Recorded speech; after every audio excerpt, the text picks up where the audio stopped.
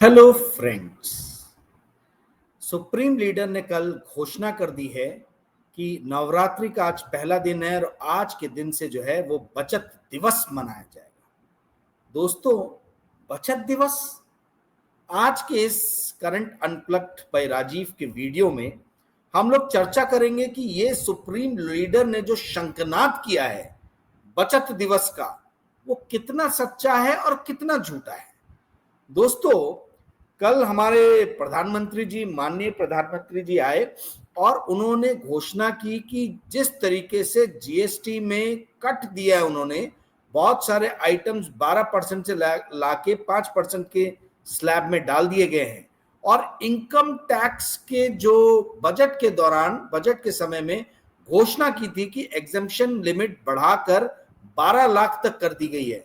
यानी जिस किसी भी व्यक्ति की वार्षिक आय 12 लाख से कम है उसको इनकम टैक्स देने की जरूरत नहीं है। तो उनकी कल की स्पीच में ये कहना था कि 2.5 लाख रुपए तक की जो है वो बचत होगी सिर्फ इन्हीं दो अनाउंसमेंट के कारण। तो ये जो बचत है, इस बचत को आप बाहर लेके जाइए और खर्चा कीजिए और स्वदेशी जो है वो मटेरियल खरीदिए। तो आज जरा हम इसी पे चर्चा करते हैं दोस्तों कि ये बचत दिवस जो है इसमें कितना दम है। दोस्तों, बचत के लिए सबसे पहले आमदनी होनी चाहिए और आमदनी होने के लिए आपके पास में नौकरी होनी चाहिए। तो यदि नौकरी नहीं है तो आमदनी नहीं है और आमदनी नहीं है तो बचत नहीं है। ठीक है, तो बचत डिपेंड करता है कि नौकरियां कितनी हमारे पास में इस सिस्टम में आज की डेट में जनरेट हो रही है, कितनी नौकरियां जनरेट हो रही है। जब तक नौकरियां जनरेट नहीं होंगी तब तक आमदनी नहीं होगी और आमदनी नहीं होगी तो बचत नहीं होगा, सीधी सी बात है।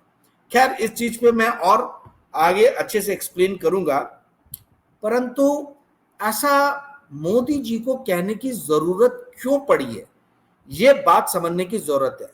दोस्तों, स्वाधीनता के बाद से आज तक कभी भी नहीं हुआ कि नवरात्रि के पहले कोई प्रधानमंत्री जो है वो आके लोगों से अपील करे कि आप लोग घर से बाहर निकलिए और स्वदेशी खरीदिए।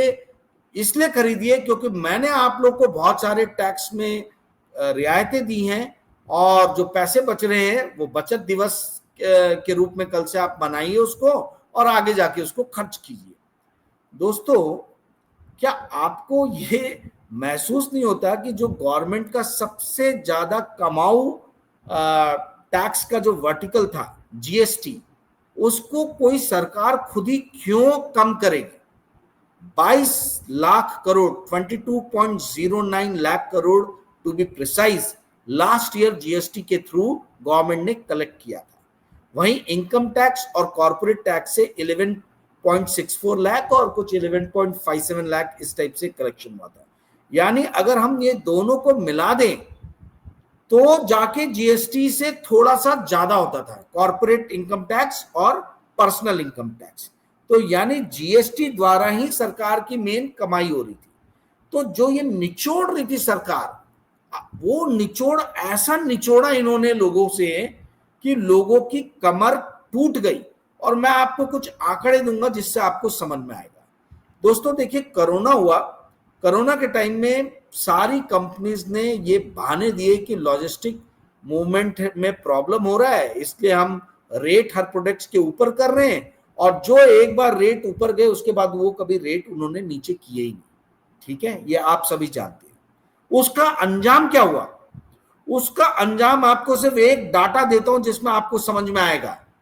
FY22 में NSE 500 यानी नेशनल स्टॉक इंडेक्स पे, एक्सचेंज पे लिस्टेड जो 500 सबसे बड़ी इंडिया की कंपनीज हैं, इनका फ्री कैश फ्लो जो था, फ्री कैश फ्लो समझ लीजिए क्या होता है। फ्री कैश फ्लो मतलब ये वो एक्चुअल कैश है जो एक कंपनी के पास में बचता है आफ्टर वर्किंग कैपिटल, जो भी उसकी जरूरतें हैं, जो भी आम मर्रा की जरूरतें हैं कंपनी चलाने के लिए, उसको निकालने के बाद केपेक्स, नए अगर कोई मशीन लगा रहे हैं या उसके मेंटेनेंस जो ऑलरेडी लगी है उसमें जो खर्चा हुआ है उसको निकालने के बाद में जो एक्चुअल कैश बचता है कंपनी के पास में, वो होता है फ्री कैश फ्लो।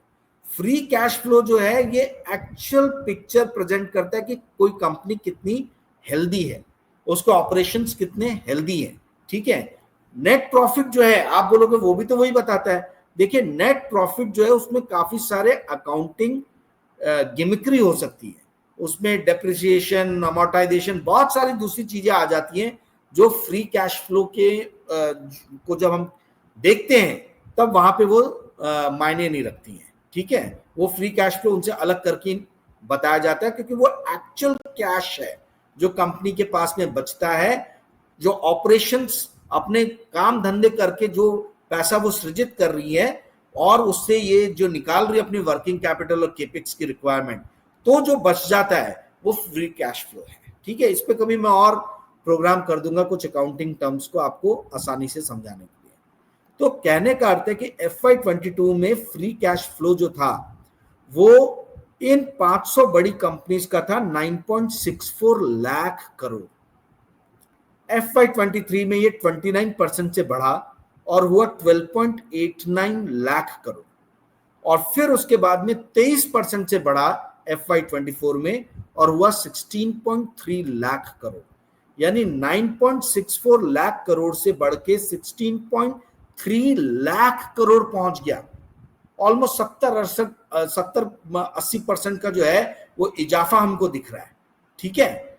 तो ये कंपनीज के पास में इतना कैश आ गया है, ये कैश कहां से आया है? या आपको और मेरे को माल बेच के आया है, आपको और मेरे को ये माल बेच रहे हैं और ये नया केपेक्स नहीं कर रहे हैं, इसलिए इनके पास में, इनके हाथों में इतना पैसा बच रहा है। फ्री कैश फ्लो का फॉर्मूला क्या है? फ्री कैश फ्लो का फॉर्मूला है एबिट, यानी earning before interest and taxes.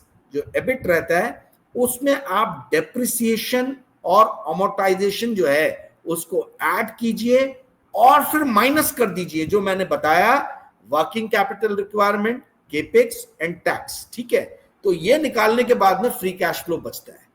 तो आपका एबिट यानी earning before interest and tax, जो प्रॉफिट जो है वो तो बढ़ रहा है, ठीक है, पर वहीं दूसरी तरफ जो माइनस कर रहे हो आप, क्या माइनस कर रहे हो? केपेक्स, नए प्लांट फैक्ट्री लगाने का खर्चा, वो आप कर ही नहीं रहे हो। तो जो माइनस करने वाली चीज जो है वो कर नहीं रहे हो और एबिट बढ़ता जा रहा है, तो ऑटोमेटिकली फ्री कैश फ्लो भी बढ़ेगा। ये एबनॉर्मल राइज है। मैं क्यों FCF की बात कर रहा हूं? ये जितने कंटेंट चोर यहां से कंटेंट चोरी करके यूट्यूब पे अपने अपने वीडियो बनाते हैं और 1-1 लाख उनको व्यूज मिल जाते हैं, 50,000 व्यूज मिल जाते हैं, हमारे को 1,000-1,500 भी नहीं मिलते और ऐसा महसूस होता है कि घुंघरू की तरह बचता ही रहा हूं मैं। हमारा ही चीज, हमारे ही कॉन्टेक्ट, हमारी पढ़ाई लिखाई, हमारे रिसर्च को यूज करके लोग वीडियो बना रहे हैं और वो 1-1 लाख 50-50 हजार लोग देख रहे हैं, और इस वीडियो को जो बेस है, जो ये चीजें बता रहा है, उसको देखने वाले 1,000-1,500 लोग हैं। दोस्तों आप जो है कृपया करके अपने मित्रों के साथ में वीडियोस को शेयर कीजिए। आप लोग मेरी मदद कर नहीं रहे हो, सब्सक्राइबर संख्या बढ़ नहीं रही है, आप लोग अपने तक वीडियो रखते हो और फिर पता नहीं क्यों फ्रेंड्स एंड फैमिली को पास ऑन नहीं करते हो, मुझे नहीं मालूम। एनीवेज, तो फ्री कैश फ्लो जो है, फ्री कैश फ्लो जिस रफ्तार से बढ़ा है वो रफ्तार बताता है कि इंडियन कॉर्पोरेट्स ने पिछले 3 साल में भयानक मुनाफा कमाया, भयानक, और उनके पास में बहुत सारा कैश आज की डेट में है। FY25 के फिगर नहीं आए हैं क्योंकि 30 सितंबर तक सब जो है अपने एनुअल रिपोर्ट्स ये वो फाइल करेंगी, डेट रहती है, अभी 30 सितंबर हुई नहीं है, ठीक है। तो इसलिए NSE 500 का पूरा डाटा मेरे पास में नहीं है।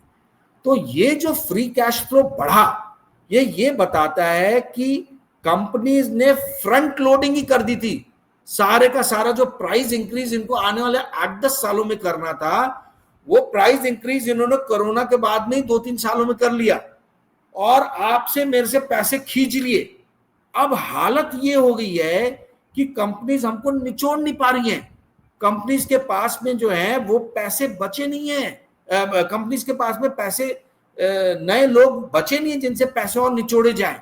तो कंपनीज डर गई है और ये डर के जो इंडिया की कंपनीज हैं, इन्होंने अपना केपेक्स जो है वो 2-3 सालों से बहुत कम कर रखा है।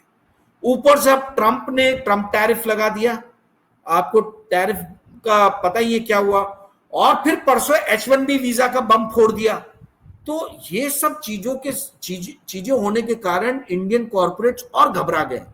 इंडियन कॉर्पोरेट्स का मानना है कि भाई हम तो ऑलरेडी जो घरेलू कंज्यूमर्स हैं उनको आवश्यकता से अधिक निचोड़ चुके हैं। मैंने आपको फ्री कैश फ्लो का डाटा बताया, नंबर बताया, कोई नहीं आपको बताएगा, तो होगा ही नहीं, किसी को पता ही नहीं है कि ये इंपॉर्टेंट यार्डस्टिक है, पैरामीटर है नापने के लिए। तो ये जो 9.64 लाख करोड़ से 16.3 लाख करोड़ नंबर चला गया था, ये बताता है कि कंपनीज को जो पिछले 8-9 सालों में धीरे धीरे करके इजाफा करना था प्राइजेस का, वो इजाफा उसने एकदम से, मतलब इन कंपनीज ने 2 सालों में ही ले लिया।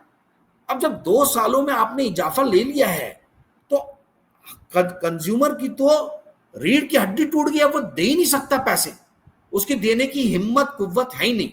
तो मैं आपको अंदरूनी इंफॉर्मेशन बता रहा हूं, मिनिस्ट्री की और कॉर्पोरेट्स की बैठक हुई, मिनिस्ट्री ने कॉर्पोरेट्स को कहा, ये पुरानी बात है, ठीक है, कि आप जो है आप केपेक्स में खर्चा क्यों नहीं कर रहे हो, आप नए फैक्ट्रीज नए प्लांट क्यों नहीं लगा रहे हो, आप लोगों को नौकरियां क्यों नहीं दे रहे हो। हमने तो आपका कॉर्पोरेट टैक्स 30% से घटा के 22% कर दिया, 30% से पहले था 2019-20 में, इन्होंने घटाया उसको 22% कर दिया। तो बोला जब हमने आपको आपके कॉर्पोरेट टैक्स में इतनी रियायत दी तो आप जो है आप क्यों नहीं नई नई फैक्ट्रीज लगा के जो है वो गवर्नमेंट को हेल्प कर रहे हो रोजगार सृजन में। तो इन कॉर्पोरेट्स ने कहा कि भाई हम नई फैक्ट्रीज लगाएं, किसके लिए? नए फैक्ट्रीज लगाएंगे तो हमारा खर्चा उसमें लगेगा, बट जो हम माल बनाएंगे माल खरीदेगा कौन?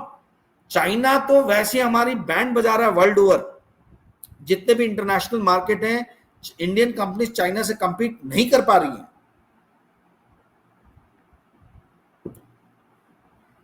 तो बोला हम फैक्ट्रीज किसके लिए लगाएं?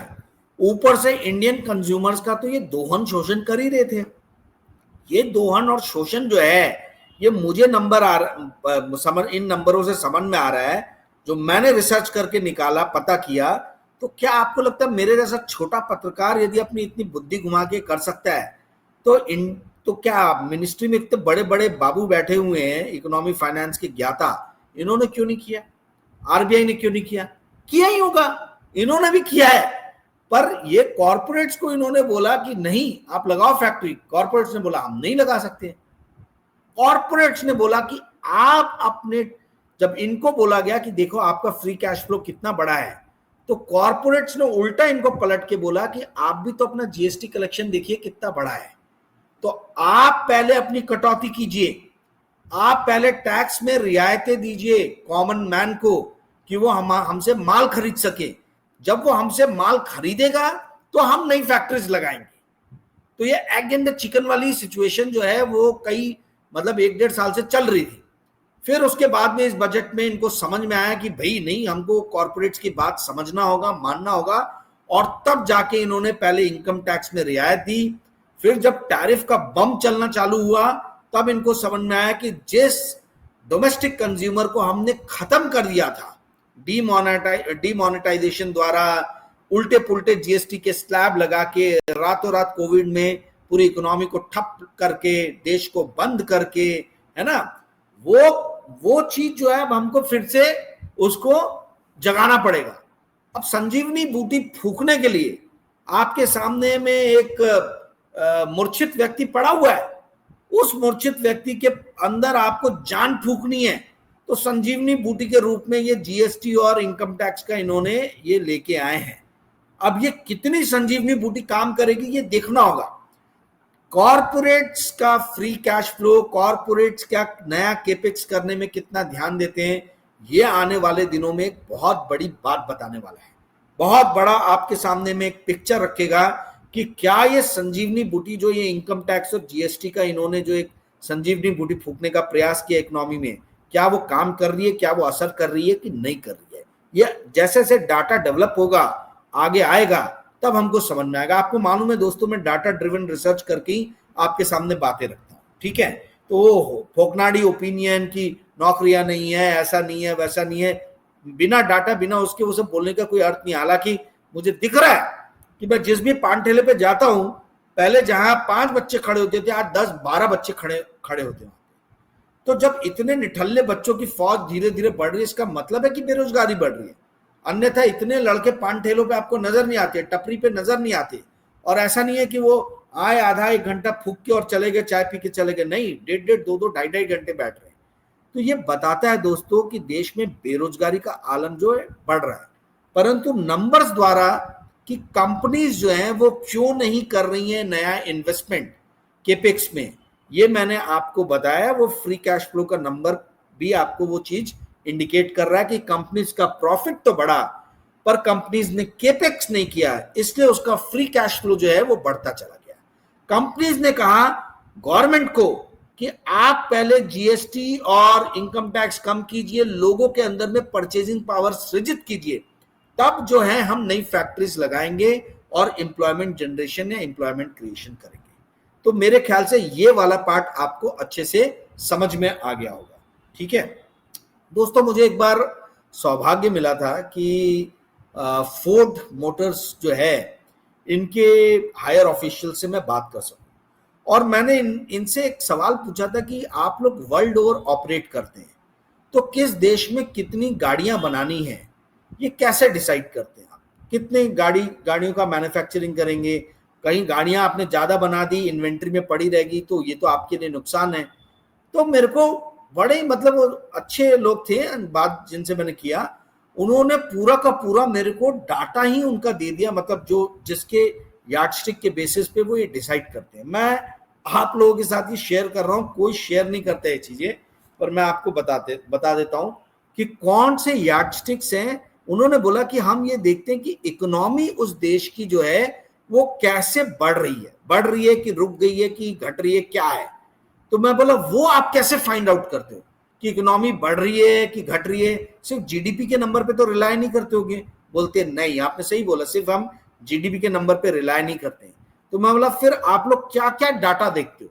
तो उन्होंने फिर वो बताया, ये शायद यूएसए को ही फोकस करके उन्होंने डाटा जो है मेरे साथ शेयर किया था, कि सबसे पहले जो है हम लोग देखते हैं कि ऑटोमोबाइल सेल्स जो है वो कितना बढ़ रहा है, कितना घट रहा है। 14 अलग अलग यार्डस्टिक्स है। आप लोग कागज कलम ले लीजिए, पेंसिल ले लीजिए, लिख लीजिए, ये चीजें आपको कोई नहीं बताएगा। ठीक है, ऑटोमोबाइल सेल्स जो है, टू व्हीलर, फोर व्हीलर, इसका ग्रोथ कितना हो रहा है, इसको हम सबसे पहले देखते हैं। दूसरा हम देखते हैं हाउसिंग स्टैटिस्टिक, घर जो है वो शहर में कितने बन रहे हैं, कितने बिक रहे हैं। ठीक है, तो ये हाउसिंग स्टैटिस्टिक जो है ये बहुत इंपॉर्टेंट पिक्चर शो करता है, क्योंकि ये लोगों की बेसिक नीड है। इस नीड पे यदि लोग खर्चा कर रहे हैं तो अपनी दूसरी बेसिक नीड ट्रांसपोर्टेशन पे खर्चा करेंगे ही करेंगे। तो हाउसिंग स्टैटिस्टिक जो है ये हमारे लिए बहुत इंपॉर्टेंट डाटा है, उन्होंने कहा। फिर तीसरा है अनएम्प्लॉयमेंट रेट, बेरोजगारी दर कितनी है, उस पर हम फोकस करते हैं, क्योंकि लोग कमाएंगे, लोगों के पास पैसे होंगे तभी ऑटोमोबाइल लोन लेंगे, तभी गाड़ियां बिकेंगी। चौथा हम देखते हैं कि वेज ग्रोथ कैसा हो रहा है, राइज ऑफ वेज, यानी जो तनख्वाह आपको मिल रही है उसमें साल दर साल किस तरीके का इजाफा आ रहा है। फिर पांचवा उन्होंने बताया सीपीआई, कंज्यूमर प्राइस इंडेक्स जो है वो हम देखते हैं कि सीपीआई जो है वो किस तरीके से बढ़ रहा है, घट रहा है। सीपीआई अगर बढ़ेगा तो लोगों के जेबों में पैसे कम पड़ेंगे, तो समझ में आ जाता है कि फिर ये ऑटोमोबाइल जैसा भारी खरीदारी नहीं करेंगे। तो सीपीआई नंबर भी एक रहे। फिर छठा है मैन्युफैक्चरिंग प्रोडक्शन ग्रोथ। सातवां है एक्सपोर्ट ग्रोथ नॉन डिफेंस, यानी कि नॉन डिफेंस प्रोडक्ट्स जो हैं उसमें कितना एक्सपोर्ट का ग्रोथ हो रहा है। ठीक है, फिर आठवां है non defence capital goods order, यानी कैपिटल गुड्स मतलब क्या होता है, जैसे पावर प्लांट रहता है तो उसमें बॉयलर, टरबाइन, जनरेटर, ये सब कैपिटल गुड्स हैं। बड़े बड़े जो टेलीकॉम टावर्स हुए, ट्रांसमिशन टावर्स हुए, सब आप समझ लीजिए ये कैपिटल गुड्स में आते हैं। फिर उसके बाद में देखते हैं 30 ईयर मॉर्गेज रेट। 30 ईयर तो अमेरिका में ही चलता है, तो वो उसको ये लोग फाइंड आउट करते हैं कि वो कैसे बढ़ रहा, घट रहा, कहाँ पे है। फिर है 5 year triple B corporate bond yield, यानी कि जो मतलब इन्वेस्टमेंट ग्रेड का सबसे निचला पायदान जो रहता है वो रहता है ट्रिपल बी। ठीक है, तो ट्रिपल बी कंपनीज जो हैं इनका यील्ड कहाँ पे है, यानी कि जो सबसे मतलब इन्वेस्टमेंट योग्य जो सबसे खराब कंपनीज हैं ये कैसी परफॉर्म कर रही है, इसको हमको देखना पड़ता है, क्योंकि मेन नौकरियां वहीं रहती हैं। यही आप जो हम यहाँ पे एसएमई सेक्टर बोलते हैं, तो आपको मालूम है कि एसएमई सेक्टर ही सबसे ज्यादा जॉब्स देता है, तो उसके ऊपर में इनकी नजर रहती है। इंडिया में कॉर्पोरेट बॉन्ड का मार्केट बड़ा नहीं है, परंतु वहां का कॉर्पोरेट बॉन्ड का मार्केट बहुत बड़ा है, और यील्ड जो है वो बता देती है कि कंपनी का जो है वो आर्थिक स्थिति कैसी है, अच्छी है, खराब है, बुरी है, क्या है। इसलिए 5 ईयर कॉर्पोरेट बॉन्ड यील्ड पे नजर रखते हैं लोग। फिर 12वें नंबर पे स्टॉक इंडेक्स पे नजर रखते हो कि देश का स्टॉक मार्केट कितना अच्छा है। फिर सबसे इंपॉर्टेंट उन्होंने बोला कि हम नजर रखते हैं रिटेल सेल्स पे। ये टूथपेस्ट, साबुन, कंघी, ये सब जो है रिटेल सेल्स जो है एफएमसीजी कंपनीज के, बिस्किट, ये बढ़ रहे हैं, घट रहे हैं, क्या हो रहे हैं, क्योंकि ये सबसे बेसिक है। ये अगर बढ़ेंगे, अगर सेल्स बढ़ेगा तो ही ऑटोमोबाइल, अगर लोग यही नहीं खरीद रहे तो ऑटोमोबाइल कौन खरीदेगा भाई। तो ये जो रिटेल सेल्स जो है ये बहुत इंपॉर्टेंट है। और फिर है कंज्यूमर सेंटिमेंट, लोगों का वहां पे कंज्यूमर सेंटिमेंट भी नापा जाता है। हमारे यहाँ पे उस तरीके के डाटा इतने अच्छे से इकट्ठे किए नहीं जाते। तो दोस्तों मैंने ये क्यों आपको बताया, मैं एक प्रोग्राम, क्योंकि बड़ा हो गया वीडियो, आप लोग बड़े वीडियो देखते नहीं है, मेरी तो इच्छा थी कि और 20-25 मिनट इतना ही बड़ा वीडियो और बनाया जा सकता है यही फैक्टर्स को लेके इंडिया में आज की डेट में कहाँ चल रहे हैं। पर मैं इस पे कल या बाद में वीडियो बनाऊंगा, छोटा ही रखता हूं क्योंकि आप लोग देखते नहीं है और मेरी पूरी मेहनत बेकार हो जाती है, और फिर कंटेंट चोर लोग जो है यहीं से माल चोरी करके और फिर 50,000 1 लाख व्यूज लेके चले जाते हैं। तो खैर एनीवेज, तो दोस्तों अगर आज का एपिसोड आपको पसंद आया होगा तो आप कृपया करके इस वीडियो को लाइक और शेयर कीजिएगा। मैं अब ये बचत दिवस जो नवरात्रि में 9 दिन चल रहा है, मैं कोशिश करूंगा कि हर दिन आपके सामने मैं कुछ ऐसी डाटा लेके आऊं, कुछ फैक्ट्स लेके आऊं, और फिर आपको ये समझाऊं कि ये बचत दिवस कितना सच्चा है और कितना झूठा है। आज जैसे मेनली मैं आपके सामने लेके आया फ्री कैश फ्लो का डाटा, और उसके माध्यम से मैंने आपको समझाने का प्रयास किया कि जो प्राइस ग्रोथ 8-9 सालों में कॉर्पोरेट्स को लेना चाहिए था वो इन्होंने 2-3 सालों में ही कोरोना के बाद ले लिया, और उसके कारण कंज्यूमर्स की ऐसी रीढ़ की हड्डी तोड़ दी इन्होंने कि अब कंज्यूमर्स के पास में ज्यादा परचेजिंग पावर बची नहीं है। और परचेजिंग पावर बची नहीं है तो हमारे देश के प्रधानमंत्री जो है बहुत घबरा गए हैं इकोनॉमी की ये हालत देख के कि साबुन, तेल, कंघी जैसे बेसिक मटेरियल जो है ये भी ज्यादा नहीं बिक रहे, तो 12% से लाके उन्होंने 5% में डाला है, क्योंकि कॉर्पोरेट्स ने कहा है कि हमारा फ्री कैश फ्लो बढ़ रहा है तो भी हम नया कैपेक्स में नहीं करेंगे, नए रोजगार नहीं सृजित करेंगे, क्योंकि आप अपने टैक्सेस कम कीजिए। जब आप अपने टैक्सेस कम करेंगे, लोगों की जेब में पैसे बचेंगे, लोग चीजों को खरीदेंगे, तब हम नई फैक्ट्रीज लगाएंगे और रोजगार का सृजन करेंगे। तो ये मैंने आपको एक जिस्ट भी दे दिया लास्ट में। दोस्तों अगर आपको आज का वीडियो पसंद आया होगा तो कृपया करके प्लीज, अगेन मैं बोल रहा हूं, आप अपने दोस्तों के साथ शेयर कीजिएगा, क्योंकि सब्सक्राइबर बेस बढ़ नहीं रहा, बहुत कम है, 6,500 से भी कम है आज की डेट में, और बहुत ही टाइट पोजीशन में हम लोग ये चला रहे हैं, मतलब ये चैनल चला रहे हैं। यदि आप कुछ योगदान करना चाहें तो आप मेरा मोबाइल नंबर 9860317209 पे जो भी आपको योगदान लगे कि ठीक है, उचित लगे, वो आप कर सकते हैं। Thank you friends, bye.